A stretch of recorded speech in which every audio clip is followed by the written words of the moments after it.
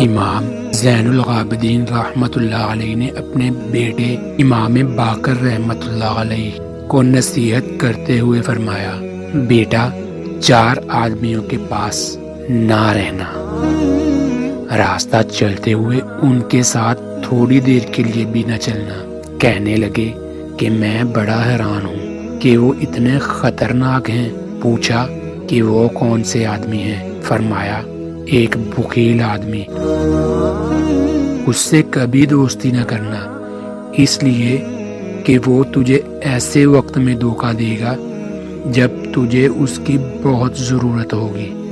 دوسرا جھوٹا آدمی کہ وہ دور کو قریب ظاہر کرے گا اور قریب کو دور۔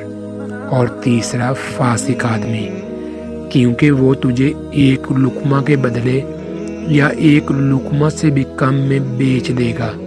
کہتے ہیں کہ میں نے پوچھا، ابو ایک لقمہ میں بیچنا تو سمجھ میں آتا ہے، ایک لقمہ سے بھی کم بیچنے کا کیا مطلب ہے؟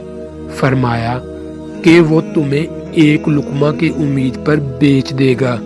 اور چوتھا قطع رحمی کرنے والا آدمی، کیونکہ میں نے قرآن پاک میں کئی جگہ اس پر لعنت دیکھی ہے۔ یہ باپ کی صحبت کے انمول موتی تھے جو بیٹے کو مل رہے تھے۔